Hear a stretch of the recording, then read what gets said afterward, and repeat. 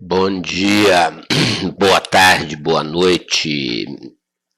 Espero que esteja tudo em ordem com vocês aí. Esse aqui é um vídeo que eu vou fazer para a disciplina de fertilidade do solo, para o pessoal que está fazendo a disciplina.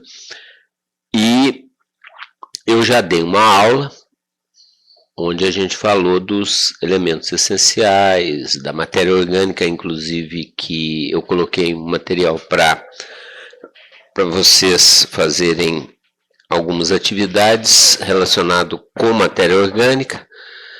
E eu comecei já a falar dos colóides e íons no solo, né? Mas eu vou partir desse tópico, colóides e íons no solo. Então, lembrando que essa já é a segunda aula, né? Deixa eu adiantar aqui o material, matéria orgânica nós já falamos, né? Lei do mínimo, elementos essenciais, macronutrientes, micronutrientes, a importância, elementos benéficos, elementos úteis, né? Tóxicos, etc. Agora aqui sim, aqui é o tópico que eu quero, que apesar de eu já ter falado um pouco, mas vou falar de novo, colóides e íons no solo. Então, o solo, as propriedades químicas do solo dependem dos colóides, sejam eles orgânicos ou minerais, né? Colóides são partículas minerais ou orgânicas de tamanho muito pequeno que têm a propriedade de gerar cargas, por isso que são importantes para o solo, né? E como os colóides geram cargas, principalmente cargas negativas, quando essas cargas negativas atraem cátions, esses cátions são considerados trocáveis, porque, afinal de contas, essa retenção é uma atração de carga negativa do colóide com uma carga positiva do cátion. Então é uma atração que não é uma ligação eletrônica poderosa, é só uma atração. Então eles são trocáveis porque eles podem ficarem retidos nessas cargas negativas, mas entram e saem com facilidade.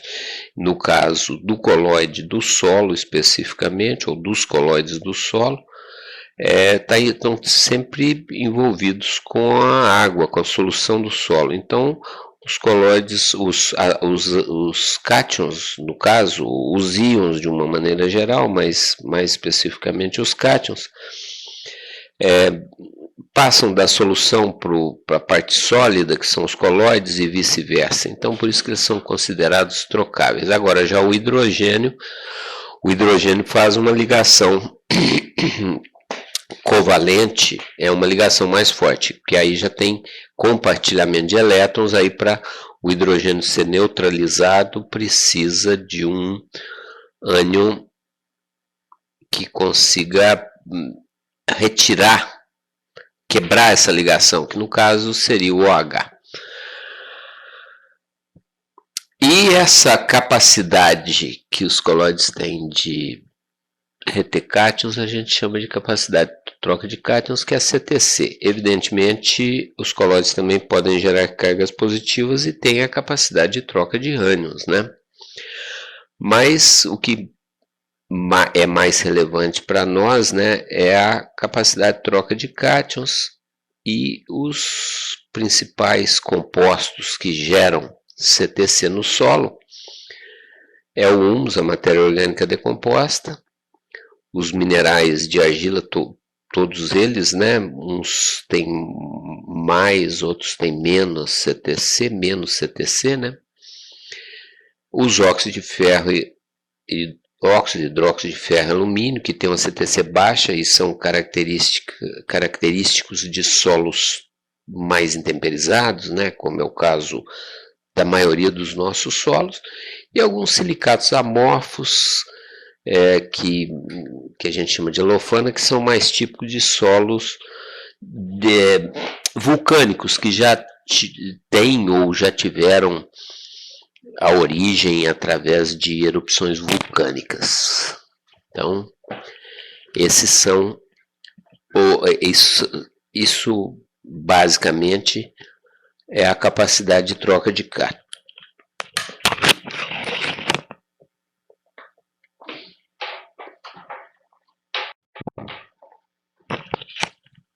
Agora, continuando, nós vamos... Isso aí é uma imagem dos cátions trocáveis, né? Isso é importante a gente lembrar que esses cátions aqui, todos por serem cátions, né, todos positivos, retidos em cargas negativas do solo, dos colóides do solo, né? E esse processo é reversível, esses cátions podem ir para a solução do solo e retornarem aqui para as cargas negativas, então vai e volta, por isso que são trocáveis. Só um detalhe aqui na solução do solo, se aqui, como a CTC retém os cátions, então aqui só tem cátion, mas na solução do solo tem que ter um equilíbrio iônico, ou seja, tem cargas positivas e tem cargas negativas. Então, o número de cargas positivas na solução do solo está equilibrado com o número de cargas negativas. Então, a gente chama isso de equilíbrio estequiométrico. Certo? Então, como eu já falei, argila, humus, argila 1:1 que é mais comum nos solos brasileiros, argila 2:1 mais comum em solos menos intemperizados. Essas argilas têm uma CTC maior que essa. Então, a argila tipo 1:1 tem menos CTC que a argila 2:1. Então, a CTC é o quanto que o solo pode reter de cátions. Tem aqui uma figura, aqui estão os cátions retidos nos colóides. Vocês observem que no meio das cargas negativas tem algumas cargas positivas, né? Porque as negativas é CTC, as positivas CTA, né? Mas CTC é sempre maior quantidade, retendo os cátions, mas como eles são trocáveis, eles vão para a solução do solo. Na solução do solo eles podem ser lixiviados ou absorvidos pelas raízes, que é o nosso maior objetivo. A CTC é expressa em centimol ou milimol. No caso das nossas análises de solo, é tudo expresso em centimol, né, de carga por decímetro cúbico. Um decímetro cúbico é 1 quilo, né? E a CTC retém principalmente esses cátions que existem em maior quantidade, o cálcio, o magnésio, o potássio. O sódio, eventualmente, se o solo for um solo mais salino. E também cátions que não são cátions básicos, são considerados cátions ácidos, né, que é o hidrogênio e o alumínio, mas todos cátions, né.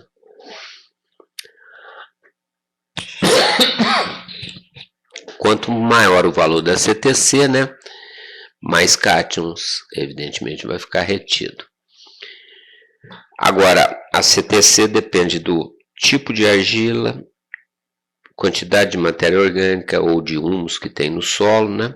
Lembrando que a parte que não é argila ou humus não retém cátions, não tem CTC. Os ânions, como nitrato, cloreto, sulfato, fosfato. O fosfato ainda tem lá suas características próprias. Por serem negativos e a CTC do solo é composta de carga negativa, eles são repelidos. Negativo com negativo não combina. Então, a CTC só retém cátions, né?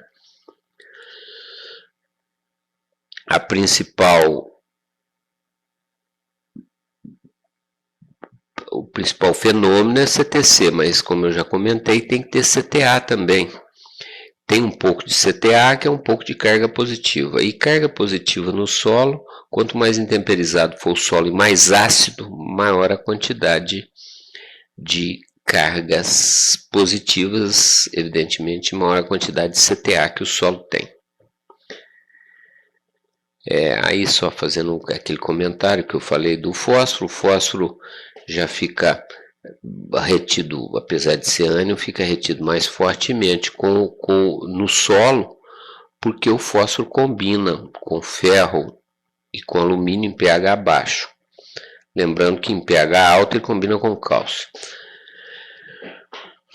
Então, CTC é o reservatório de cátions. Quanto mais CTC, melhor. E quanto mais argila, mais CTC. Quanto mais matéria orgânica, mais CTC. E argila 2:1 tem CTC maior que argila 1:1, né? Argila 2:1, característica de solos menos intemperizados.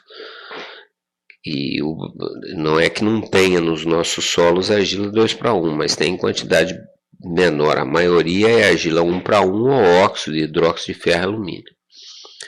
Então, fazendo um apanhado geral, essa troca de íons no solo, seja CTC, seja CTA, é um processo reversível. A gente chama de contraíons todos os cátions que estão adsorvidos nos colóides, de coíons os ânions que estão na solução, então contraíons cátions retidos nos colóides, coíons ânions na solução. Agora, na solução do solo, cátions e ânions estão em quantidade estequiometricamente equivalentes, né? E as cargas podem ser, como eu já comentei, a maioria das cargas do solo são cargas negativas, mas pode ter carga positiva. E também nós temos cargas permanentes e dependentes de pH. Carga permanente, como o próprio nome diz, é carga que não varia com o pH. E essas cargas são originadas na formação das argilas e é um tipo de carga característica de solos menos intemperizados, ou normalmente uma grande quantidade de carga permanente é característica de solos menos intemperizados, né? E ela acontece devido à substituição isomórfica. Na formação da argila, o silício é substituído por alumínio. Como o silício é 4 positivo, o alumínio é 3 positivo, na hora que o alumínio substitui o silício, fica uma carga negativa disponível, né?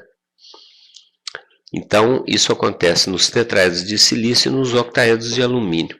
No tetraedro de silício, o silício é substituído por alumínio, que é 4 positivo substituído por alumínio 3 positivo. E nos octaedros de alumínio, o alumínio, que é 3 positivo, é substituído pelo magnésio,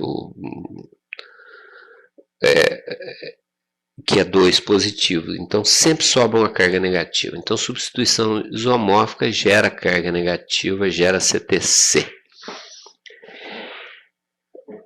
Agora, como isso acontece no interior da argila, isso independe do pH do solo externo, né? O pH da solução do solo. Então, por isso que são chamadas cargas permanentes. Essas cargas, tanto faz o pH estar alto, médio ou baixo, elas existem. Agora, quem gera carga permanente, né, por substituição isomórfica, é a argila 2:1. A argila 1:1 não gera, né, carga permanente devido à substituição isomórfica, porque não tem. Então, a substituição isomórfica é uma carga constante, porque não varia, independe do pH, né, independe de como está a situação da solução do solo. É sempre um cátion com uma carga maior é substituído por um cátion com uma carga menor, que tem que ser do mesmo tamanho para não desequilibrar a estrutura da argila, né? Que no caso, silício substituído por alumínio e alumínio substituído por magnésio. Isso só acontece na formação da argila, pode ser no tetraedro de silício ou no octaedro de alumínio. E, como eu comentei, um cátion de carga menor substitui um cátion de carga maior, gerando carga negativa. O silício substituído por alumínio, silício 4, alumínio 3, o alumínio 3 substituído pelo magnésio 2 ou pelo ferro 2, ou seja, sempre sobrando carga negativa. Essa carga não varia com pH e existe em maior quantidade nos solos menos intemperizados das regiões temperadas, nas partes mais extremas do globo terrestre, países normalmente com clima bem mais frio, tanto para cima como para baixo. Agora, já as cargas dependendo do pH, o próprio nome já diz. Dependendo do pH existe, dependendo não existe. Aí é o seguinte, aumentou o pH, aparece carga negativa. Diminuiu o pH, desaparece. Então, ele é dependente de pH.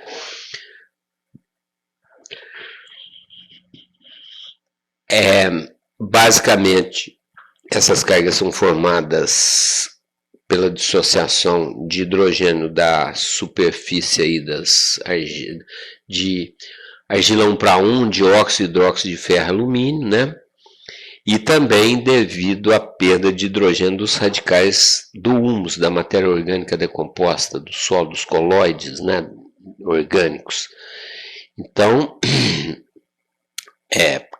CTC de argila 1:1, CTC dióxido e hidróxido de ferro e alumínio, e CTC do humus, né, da matéria orgânica do solo, dos colóides orgânicos do solo, é essencialmente dependente de pH, ou seja, abaixou o pH, essas cargas diminuem drasticamente. Aumentou o pH, essas cargas ficam disponíveis, né? Ficam ativas. Agora, a carga permanente é sempre negativa. Carga permanente. Agora, a carga dependente de pH pode ser negativa, que é CTC, mas pode ser também carga positiva, que é CTA. Então, esses íons OH que existem nas bordas das argilas perdem o hidrogênio. Quando perde o hidrogênio positivo, fica uma carga negativa, né? Mas isso só acontece quando o pH aumenta. Também isso acontece com a matéria orgânica, né? Com a dissociação dos hidrogênios dos radicais orgânicos e dos óxidos e hidróxido de ferro e alumínio. Como eu falei, só quando aumenta o pH. Além disso, além da perda do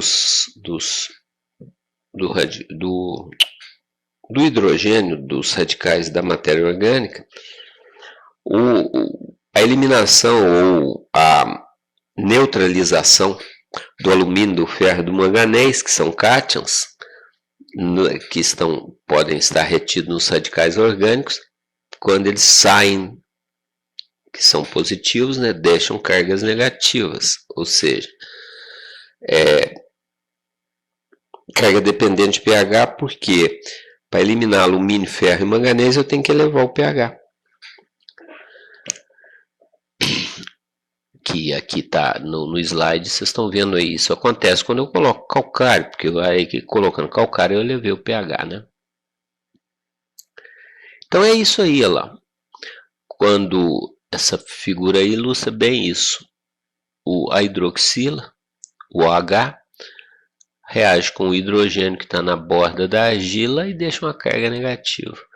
O OH também reage com o hidrogênio dos radicais orgânicos e deixa uma carga negativa.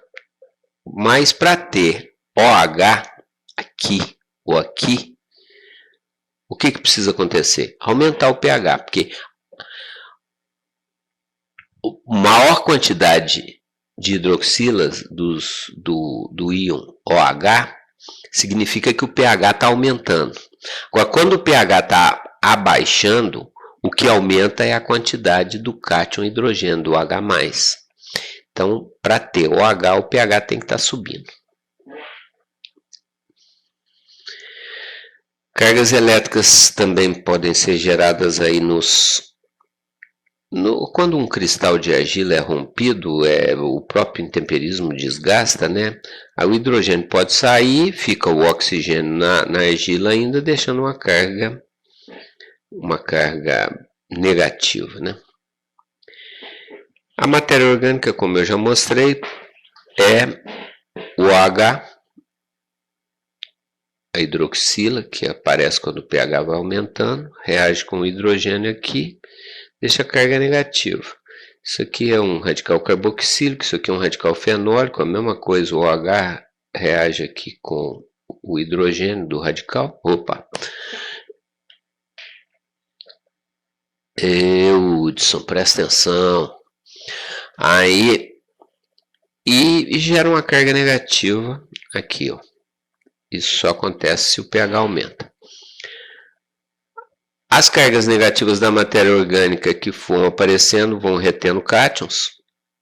Inclusive pode ser hidrogênio, né? Não importa, hidrogênio é cátion, né?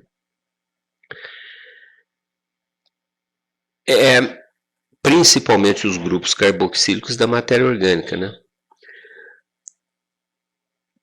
A matéria orgânica tem uma vantagem, mesmo com um pH ainda relativamente ácido, né, um pH mais ou menos em torno de 5, boa parte dos ácidos carboxílicos já estão dissociados, gerando carga negativa.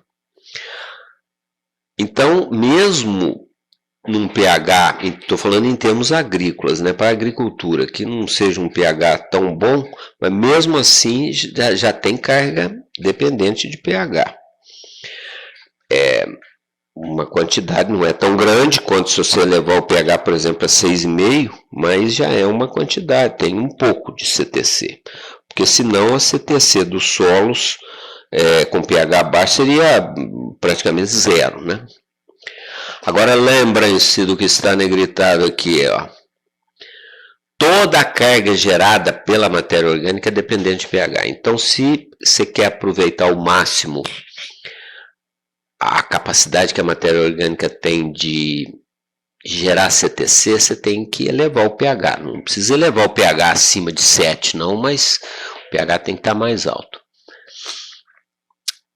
Aqui mostrando alguns solos, né, em diferentes profundidades, com diferentes teores de argila, teor de matéria orgânica de cada um deles, né, em percentagem, e mostrando o quanto que só a matéria orgânica contribui para a CTC. Olha aqui, por exemplo, nesse caso desses dois solos aqui, mais de 80% da CTC dos solos é a matéria orgânica. Vocês estão vendo aqui, é sempre acima de 50%, né?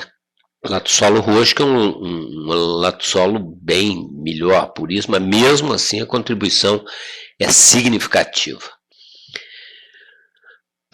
Aumentou o pH, aumenta a CTC da matéria orgânica, é linear aí. Olha aí para vocês verem. Então, e alto o valor, né? Olha aqui para vocês verem, 400. Então, isso é uma CTC gigantesca. Agora, elas são dependentes, porque dependendo da situação, a carga existe, dependendo da situação, ela não existe. E se o pH estiver muito baixo, inclusive, essas cargas dependentes de pH podem ser cargas positivas, que seria o aparecimento de CTA, né? Nesse caso. Mas isso é com pH bem baixo, e solo bem temperizado.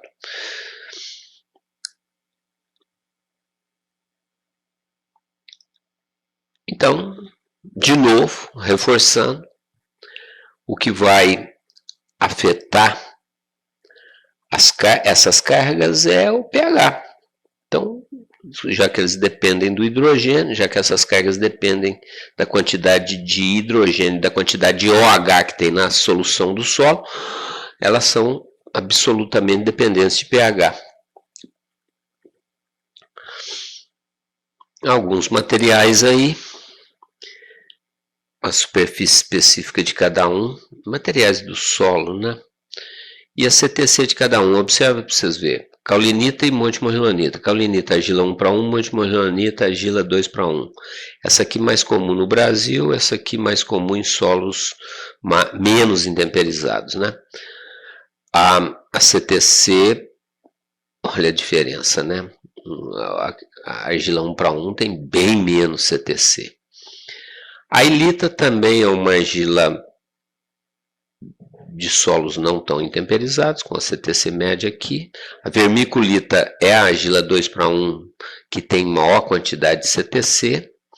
Os óxidos de hidróxido de ferro e alumínio, muito comum em solos muito temperizados, como nós temos bastante aqui no Brasil, também uma CTC muito baixa. E a matéria orgânica é que tem mais, as substâncias úmicas, né, os colóides orgânicos, é que tem CTC maior. Bem maior que a vermiculita, que é uma argila excelente, excepcional em termos de CTC. E mostrando que o aumento no pH de uma argila 1:1, como a caulinita, aumenta a CTC muito mais do que uma argila 2:1. Por quê? Porque essa aqui tem pouca carga permanente e muita carga dependente de pH. Então o pH aumentou bastante o percentual de CTC. Já a montemorrilonita tem muita carga permanente, não é que não tenha, tem carga dependente de pH, mas o aumento do pH já não aumenta percentualmente tanto assim na CTC. Mas lembrem-se, isso aqui que predomina no Brasil. Não é que nos nossos solos não tem um montemorrilonita, mas a predominância marcante é caulinita. E aqui também, né, óxido, hidróxido de ferro e alumínio. Agora, cargas positivas, né, que seria a CTA, é solos mais intemperizados. Apesar que CTC predomina em praticamente todos os solos, mas isso acontece devido à protonação, ou seja, o hidrogênio cátion, vamos dizer, encosta nos óxido de hidróxido de ferro e alumínio, deixando a carga positiva disponível, então gerando uma CTA. Mas isso, como está bem destacado aqui, só acontece com pH muito baixo, é só corrigir o pH, né? Agora, à medida que a gente vai aprofundando no solo, vai diminuindo o teor de matéria orgânica, que é a principal fonte de CTC, né? Aí, se o solo for muito intemperizado e o pH estiver muito baixo, pode haver até predominância de carga positiva. Mas isso para solo muito temperizado é em profundidade com pH baixo. Em cima, na parte de cima, na superfície, como tem, por pior que seja o solo, tem um pouco de matéria orgânica, né? E a matéria orgânica tem uma CTC muito alta, então na parte superficial do solo, o normal vai ser sempre predominância de CTC, de carga negativa. Isso não quer dizer que não tenha carga positiva, mas a predominância, a maior quantidade é de carga negativa, ou seja, CTC, e cargas, no caso da matéria orgânica, são todas cargas dependentes de pH. Então, nos nossos solos, ou na maioria dos nossos solos, né, que é uma região tropical e subtropical, mais úmida, né, predomina a argila caulinita tipo 1:1, né, que normalmente não tem uma CTC muito alta. E agora, nessa faixa normal para agricultura de pH, né, para agricultura, a caulinita não gera carga positiva. Os óxidos de hidróxido de ferro e alumínio têm esse comportamento de poder desenvolver carga negativa ou positiva dependendo do pH, ou seja, se o pH estiver mais alto, óxido de hidróxido de ferro e alumínio gera carga negativa. Se o pH baixar muito, ele vai gerar carga positiva. Então, a essência da coisa, gente, em termos de CTC, né, é manter o pH nessa faixa, que é a faixa adequada para a agricultura, de 5,5 a 6,8, por aí, né? É lógico que, à medida que vai aumentando, 6 e pouco, vai aumentando a CTC também. Então, nos solos tropicais, de novo, né, pela milionésima vez, a gente chamando a atenção que manter o pH num nível decente, num nível adequado para a agricultura, e gera também um aumento de carga negativa de CTC no solo. Agora, isso aqui é um conceito, ponto de carga zero, né? É a situação no solo, um ponto no solo, normalmente mais em profundidade, tendo em vista que na superfície tem muita matéria orgânica, onde cargas positivas e negativas se equivalem, ou seja, se o solo tiver, por exemplo, né, não tem nem jeito da gente contar carga, porque nós estamos falando a nível atômico. Mas suponhamos que o solo tiver sem carga, o que é o PCZ? É um ponto no solo, uma profundidade, vamos dizer, 50 centímetros, de um solo X qualquer, de um solo muito temperizado, com pH baixo, onde o número de cargas positivas é igual ao número de cargas negativas. Por exemplo, tem 100 positiva, tem 100 negativa. Abaixo do PCZ vai predominar carga positiva, acima do PCZ, carga negativa. Então, o PCZ é um ponto no solo, um ponto de pH do solo, né? Numa parte do solo lá, como eu falei, suponhamos seja 50 centímetros de profundidade, onde cargas positivas e negativas se equivalem. Abaixo do PCZ predomina CTA, troca de ânions. Acima, CTC. Normalmente, o pH do PCZ é um pH baixo. Então, por isso que a maioria dos solos, se não a sua quase totalidade, tem CTC. Porque o pH, onde se acha nos solos, né, isso vai variar de solo para solo, responde equilíbrio, normalmente é muito baixo.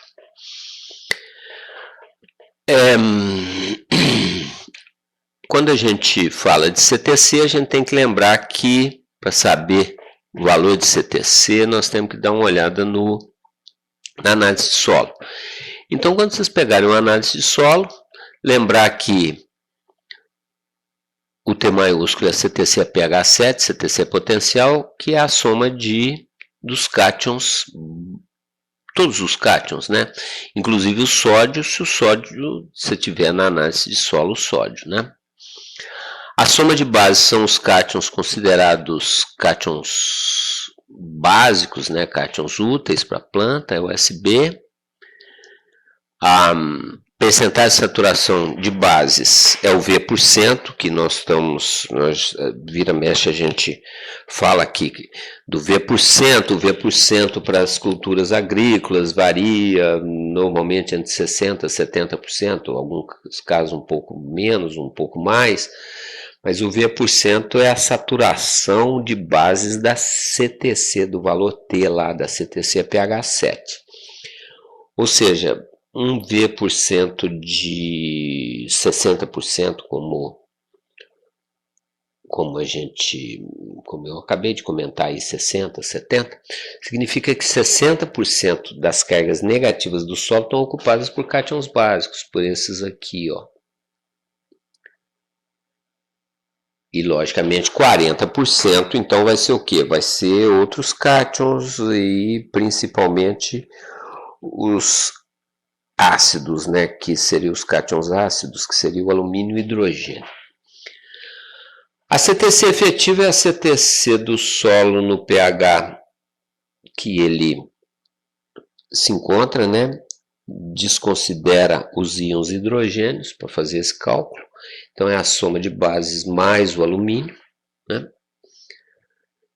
A percentagem de saturação de alumínio é sempre da CTC efetiva do T minúsculo, não existe percentagem de saturação de alumínio de T maiúsculo, porque T maiúsculo é esse pH 7. Então, a percentagem de saturação de alumínio é sempre na situação que o solo se encontra. usando a CTC do solo do jeito que ele está, sem corrigir. Isso vocês têm na análise de solo, é só pegar aí uma análise de solo, baixar aí uma análise de solo, se alguém tiver análise de solo em mãos, né? É só vocês darem uma olhada aí, vocês têm esses valores todos, né? Esse aqui, principalmente, quanto maior, melhor, né? Quanto mais CTC tiver um solo, melhor, ó. O solo tem um potencial de retenção de cátions muito maior, seria um solo potencialmente mais fértil. E evidentemente esse M aqui, quanto mais próximo de zero, ou de preferência zero, melhor, né? Então, para a gente ter uma ideia assim do que seria uma adequação de uma saturação de bases de um solo para a agricultura, né, mais ou menos a CTC, que é potencial, que é a CTC pH7, que é o T, a quantidade de cargas negativas do solo, tem que ter aproximadamente em cada 100 cargas, 40 a 60 ocupadas pelo cálcio, 10 a 15 ocupadas pelo magnésio, 3 a 5 ocupadas pelo potássio, 15 a 20 ocupadas pelo hidrogênio, e os demais cátions aí, zinco, cobre, ferro, etc., ocupando algo entre 2 a 4%, inclusive nesse outros aí, o alumínio também, né, que é cátion, e outros cátions que podem nem ser elementos essenciais, mas então vocês estão vendo que a essência da saturação de bases, o que mais contribui para uma boa saturação de bases no solo é essa dupla aqui, ó, cálcio e magnésio. Por isso que nós temos que atentar, não deixar o percentual e evidentemente Hudson, vacilão, deixar esses dois aqui diminuir muito o teor no solo. A calagem é feita basicamente com um calcário que tem cálcio, todo calcário tem cálcio, né, e magnésio também. Então, quando eu faço calagem, eu estou aumentando a quantidade de cálcio e magnésio, consequentemente estou aumentando a saturação de bases e principalmente dessas duas bases aqui que mais afetam no solo, porque na planta, o que a planta absorve de nutrientes, aí já é a quantidade é diferente, mas isso nós estamos falando de saturação do solo. Então, meninos e meninas, essa seria uma aula que eu iria ministrar para vocês presencialmente, né? E por isso que eu fiz esse vídeo, esse PowerPoint com áudio, né? Então, espero que isso aí tenha contribuído. Vocês têm o material está disponível lá no T-Web, vocês dão uma lida no material. O nosso próximo assunto, que eu vou fazer outro vídeo, ou às vezes, quem sabe, a gente até lá já acabou, não sei, acabou esse recesso, essa quarentena, esse negócio aí de ficar isolado, aí a gente pode fazer presencial, mas se continuar desse jeito, a gente vai fazendo online. Ok? Então, um abração para vocês, tudo de bom, espero que todos estejam bem, né? E nos vemos em breve. Obrigado.